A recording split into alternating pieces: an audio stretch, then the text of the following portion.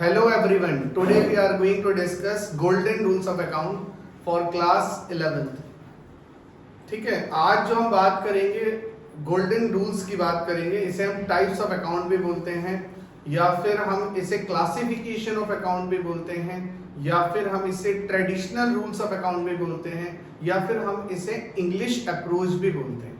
तो काफी सारे नामों से जाना जाते हैं. ये सारे रूल बहुत ही इंपॉर्टेंट है. ये रूल्स आएंगे तभी हमें जर्नल एंट्रीज करने में आसानी होगी. तो आज देखते हैं कि हमें गोल्डन रूल्स में कैसे कैसे टाइप्स या नेचर या काइंड उसका पढ़ना है. तो देखिए, सबसे पहले हम बात करते हैं कि टाइप्स ऑफ अकाउंट या फिर गोल्डन रूल्स ऑफ अकाउंट होते कितने टाइप्स के. Types of accounts, basically types of accounts जो है वो बच्चों 2 टाइप्स का होता है. नंबर 1 पर्सनल, इसे हम क्लासिफिकेशन भी बोल सकते हैं, पर्सनल. और second is impersonal. Second is impersonal.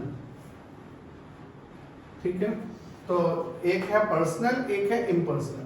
Personal में जो है हम पर्सनली थिंग्स जो है आपसे रिलेट करती है. फॉर एग्जाम्पल आपका नेम पर्सनल में आएगा. फॉर एग्जाम्पल किसी प्लेस का नेम, ठीक है, वो किस में आएगा, पर्सनल में आएगा. और इम्पर्सनल में जो पर्सनल ना हो. इम्पर्सनल जो है वो कैटेगराइज है 2 डिफरेंट टाइप्स में. नंबर 1 रियल और नंबर 2 नॉमिनल. Number 2 nominal. ठीक है. और अगर हम बात करें पर्सनल की, तो पर्सनल भी 3 कैटेगरी में डिवाइडेड है. किस कौन कौन सी चीजें हमारी पर्सनल मानी जाएंगी. नंबर 1 नेचुरल,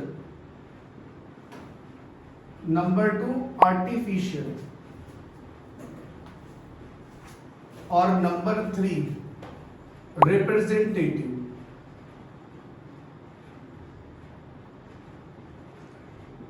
ठीक है. आज सबसे पहले हम नेचुरल की बात करते हैं. नेचुरल पर्सन का मतलब है जैसे राम, सोहन, मोहन, कपूर, ये सब किस में आएगा, natural. Means relates to your human beings. Artificial की अगर हम बात करें, जगह का नाम आएगा या किसी कंपनी का नाम आएगा, वो सब आर्टिफिशियल में आप रखोगे. लाइक रिलायंस कंपनी, लाइक आपके स्कूल का नेम, ठीक है, लाइक टाटा, लाइक बैंक का name axis bank, like yes bank, वो सब किस में आएगा, आर्टिफिशियल में. रिप्रेजेंटेटिव में हम पर्टिकुलर ग्रुप को रखते हैं, या फिर किसी वर्ड को नॉमिनल के नेचर के 4 ऐसे वर्ड आएंगे जिसमें सफिक्स या प्रीफिक्स आप ऐड कर दोगे तो वो नॉमिनल वाला रिप्रेजेंटेटिव पर्सनल बन जाएगा. ठीक है. तो सबसे पहले हम आज बात करेंगे नेचुरल की, आर्टिफिशियल की, उसके बाद रिप्रेजेंटेटिव भी देखेंगे. बट बिफोर रिप्रेजेंटेटिव हमें नॉमिनल का जानना बहुत जरूरी है. ठीक है. तो आइए सबसे पहले नॉमिनल को भी जान लेते हैं और रियल को भी जान लेते हैं. अब रियल की अगर हम बात करेंगे तो रियल में सारे एसेट्स आते हैं, whether your tangible asset, intangible assets, all assets are categorized और considered under real. ठीक है. रियल में सारे एसेट आएंगे. फर्नीचर है, बिल्डिंग है, स्कूल में आपके अगर फर्नीचर है, बिल्डिंग है, जनरेटर है, वो सब किस में आएगा, रियल में आएगा. ठीक है. कैश है, ये सब किस में आने वाला है, रियल में आने वाला है. मोटर कार है, ये सब रियल में आएगा. लाइव स्टॉक रियल में आएगा. ठीक है. हॉर्स एंड कार्ट रियल में आएगा. तो सारे एसेट्स काय में लेंगे हम, रियल में. Then comes to nominal. अगर हम नॉमिनल की बात करते हैं तो नॉमिनल में आएगा रेगुलर नेचर के खर्चे हैं या रेवेन्यू नेचर के खर्चे, लॉसेस, इनकम, गेन, प्रॉफिट, ये सब नॉमिनल में आएगा. ये सारी चीजें बच्चों नॉमिनल में लिखेंगे हम. Like purchase, like sales, like bad debts, like discount allowed, like discount received, nominal में आएगा. नॉमिनल जो है वो हेड को रिप्रेजेंट करता है, ये याद रखेंगे. फॉर एग्जाम्पल सैलरी हमने 20 लोगों को बांटी, ABCDEFGH, लाइक 20 अपने एम्प्लॉइज को हमने सैलरी बांटा. टोटल सैलरी हमने कितना बांटा, एग्जाम्पल 10 लाख रुपीज. तो हम यहाँ पर किसी पार्टी का नाम नहीं लिखेंगे, किसी पर्टिकुलर नाम को नहीं लिखेंगे, टोटल हेड कितने का रिप्रेजेंट हो रहा है वो लिखेंगे. फॉर एग्जाम्पल मैंने गोपाल को रेंट पे करा, तो हम रेंट देखेंगे, गोपाल नहीं देखेंगे. हेड को रिप्रेजेंट करना है, नाम इंपॉर्टेंट नहीं है, कौन सा आप खर्चा या इनकम जनरेट कर रहे हो वो इंपॉर्टेंट है. नॉमिनल. नॉमिनल एक टेम्पररी नेचर का अकाउंट होता है. टेम्पररी नेचर का कैसे होता है कि जो जिस साल का आपने खर्च कर दिया उससे हम आगे लेके नहीं जाते, ठीक है, लेकिन मशीन का जितना बैलेंस बचेगा, कैश का जितना आपके पास 31 दिसंबर या मार्च में बैलेंस होगा, उससे आप फॉरवर्ड भी करोगे। सो नॉमिनल जो होता है वो टेम्पररी नेचर का अकाउंट होता है, ये याद रखना। अब बात आती है कि रिप्रेजेंटेटिव क्या होता है। जैसे मैंने बोला था कि रिप्रेजेंटेटिव जो है वो ग्रुप को रिप्रेजेंट करता है, या फिर नॉमिनल में सफिक्स या प्रीफिक्स कोई चीज ऐड हो जाएगा, जो मैं बताने जा रहा हूं वो रिप्रेजेंटेटिव पर्सनल हो जाएगा। 4 चीजें अगर ऐड कर दोगे नॉमिनल वर्ड्स में तो वो रिप्रेजेंटेटिव पर्सनल आ जाएगा। फॉर एग्जाम्पल अगर हम रिप्रेजेंटेटिव के वो 4 चीजों के बारे में बात करें, सैलरी, तो देखिए सैलरी किसी पार्टी के इंसान का नाम तो है नहीं, कि एसेट नहीं है सैलरी, तो फिर हम उसे लिखेंगे कहाँ, नॉमिनल में लिखेंगे। लेकिन अगर मैं आपसे बोलूंगा सैलरी आउटस्टैंडिंग, सैलरी आउटस्टैंडिंग या फिर आउटस्टैंडिंग सैलरी, आउटस्टैंडिंग सैलरी, तो वो फिर रिप्रेजेंटेटिव पर्सनल में आएगा। All liabilities are considered in personal, representative personal. तो देखिए आउटस्टैंडिंग सैलरी कहाँ लिख लोगे, रिप्रेजेंटेटिव पर्सनल में आएगा। आउटस्टैंडिंग का मीनिंग उम्मीद है आपको आता होगा। आउटस्टैंडिंग का मतलब होता है amount due but not paid. For example हमने अपने वर्कर्स से, हमने स्कूल के टीचर से वर्क ले लिया लेकिन हमने उन्हें पैसा नहीं दिया है, तो वो हमारा कहलाएगा, हमारे स्कूल के लिए कहलाएगा, हमारी ऑर्गेनाइजेशन के लिए कहलाएगा आउटस्टैंडिंग अमाउंट। जैसे स्कूल की फीस ड्यू हो जाती है, वैसे हम क्या बोलते हैं उसको, ड्यू का अकाउंट्स में आउटस्टैंडिंग। तो आउटस्टैंडिंग जहां वर्ड लिख के आ जाएगा किसी भी नॉमिनल के आगे या पीछे, तो वो रिप्रेजेंटेटिव पर्सनल माना जाएगा। पहली बात। दूसरी बात, 4 मैंने बोला था आपसे 4 होंगे। दूसरी बात रेंट, रेंट आप कहाँ लेंगे, नॉमिनल में। ना वो नाम है किसी का, ना किसी जगह का नाम है रेंट, ना कोई एसेट है रेंट, तो नॉमिनल में जो आएगा वो रेंट आएगा। लेकिन अगर मैं आपसे बोलता हूं प्रीपेड रेंट, मैं आपसे बोलता हूं प्रीपेड रेंट, देन वो आप कहां पर कंसीडर करोगे, रिप्रेजेंटेटिव पर्सनल में कंसीडर करोगे। तो प्रीपेड अगर रेंट कर रहे हो तो वो कहां आएगा, रिप्रेजेंटेटिव पर्सनल। प्रीपेड का मतलब है आपने एडवांस में पेड कर दिया, तो उससे जो है हम कहां रिप्रेजेंट करेंगे, कहां पर लाएंगे, पर्सनल का रिप्रेजेंटेटिव बनाएंगे, ना कि नॉमिनल में लिखेंगे। खाली रेंट नॉमिनल, खाली खर्चे नॉमिनल, लेकिन अगर प्रीपेड खर्चे करोगे तो रिप्रेजेंटेटिव पर्सनल में आएगा।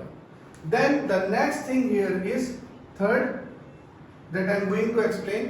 For example, commission. Commission किसी जगह का नाम नहीं है, किसी इंसान का नाम कमीशन नहीं होता है, रियल में भी नहीं आएगा, एसेट भी नहीं है, तो फिर कमीशन को आप कहाँ लिखोगे, नॉमिनल में लिखोगे कमीशन।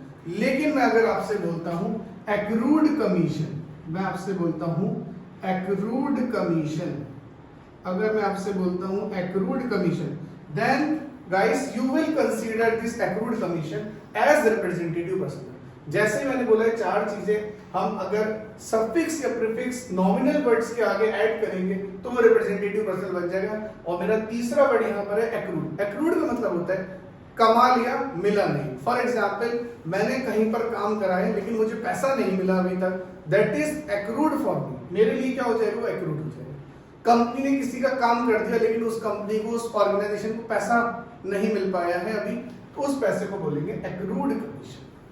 ठीक है, पैसा जो है क्या, अर्न बट नॉट रिसीव, उस सिचुएशन में जो हमारा माना जाएगा वो एक्रूड कमीशन या एक्रूड जो भी चीज होगी वो मानी जाएगी, रिप्रेजेंटेटिव पर्सनल में आएगा ये।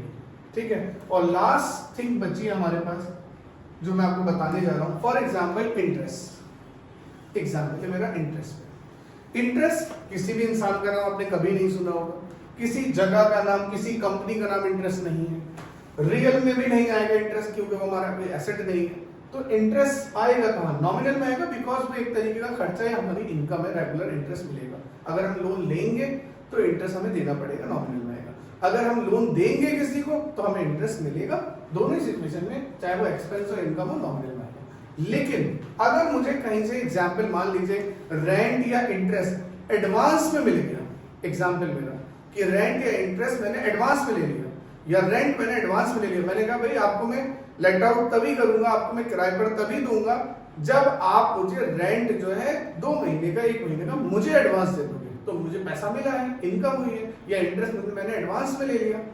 लेकिन ये कैसा है, इससे हम बोलते हैं जो रेंट आपने इंटरेस्ट एडवांस में ले लिया, इसे बोलते हैं हम अनएक्रूड इंटरेस्ट या अनएक्रूड इनकम। अनएक्रूड इनकम, इनकम का नाम है यहाँ पर इंटरेस्ट या फिर रेंट, अनएक्रूड इंटरेस्ट या फिर रेंट। तो अनएक्रूड को हम अनअर्न भी बोलते हैं।